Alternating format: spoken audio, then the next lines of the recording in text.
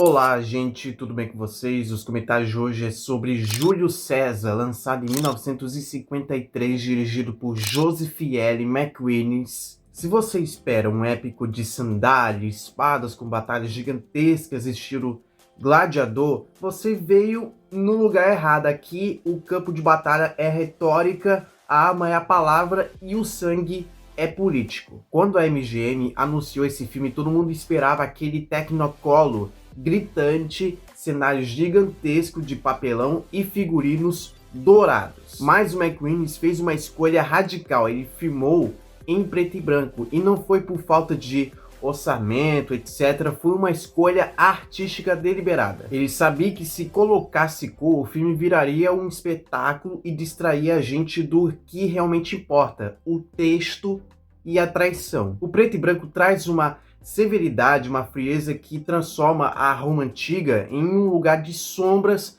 conspirações e paranoia. O filme não aparece uma peça de época distante, ele tem uma urgência, quase como se fosse um documentário jornalístico de um golpe de estado. A iluminação é dura, cheia de contrastes, lembrando muitos filmes nós de detetive dos anos 40. E isso já tira o filme do lugar comum. O diretor fez uma mistura explosiva. De um lado ele trouxe a realeza do teatro britânico, atores clássicos que inspiravam, o Shakespeare. Do outro lado ele colocou o maior ícone do método americano do rebelde de Hollywood, que é Don Corleone, o Marlon Brando. E na época a empresa riu, tá? Disseram que o Brando, conhecido por resmungar e falar gíria em filmes contemporâneos, ia ser engolido vivo pelos atores shakespearianos. E o que a gente vê na tela? Exatamente o oposto, a tensão entre o estilo clássico, pólido e perfeito dos britânicos contra a energia bruta, física e quase animal do Brando, cria uma eletricidade que carrega o filme nas costas. O Brando não declama, ele sente, tá? Tem uma cena específica, o famoso discurso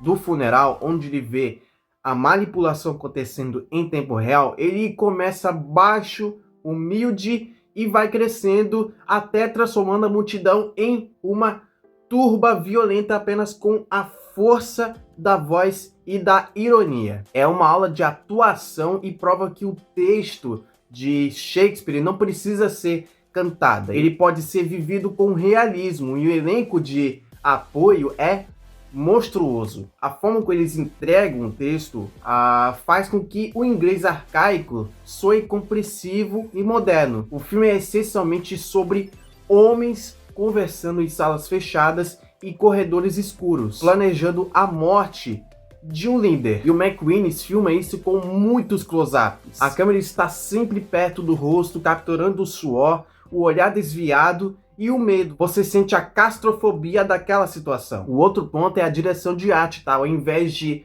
construir uma Roma realista, cheia de poeira e vida cotidiana e tal, o cenário é quase abstrata. São pilares, estátuas e escadarias. É um cenário limpo, quase teatral, mas que funciona no cinema porque foca a nossa atenção inteiramente no jogo político. O ambiente reflete a frieza dos conspiradores. É um mundo de pedras para homens que endureceram seus corações. O filme é impecável enquanto é um thriller, político, enquanto a conspiração está sendo armada, executada, a tensão é palpável. Porém, quando a história inevitavelmente caminha para o conflito militar, para as consequências de guerra civil, o filme perde um pouco daquela força claustrofóbica do início. O McInnes é o diretor de diálogos de interiores. Quando o filme precisa abrir para um campo de batalha, para os acampamentos militares, a restrição do cenário, que antes era o charme, começa a deixar a produção com uma cara um pouco estático demais. A transição do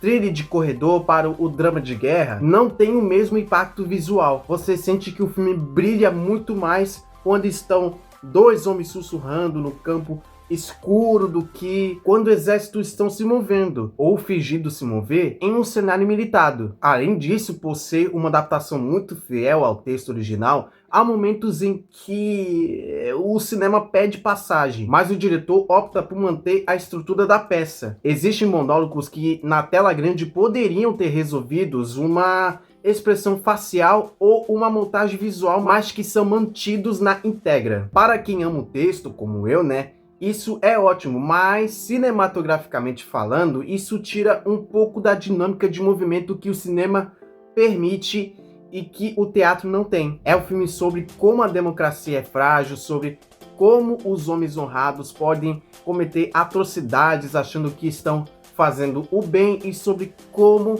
o povo pode ser manipulado facilmente por um discurso inflamado. Para Júlio César, nota 8.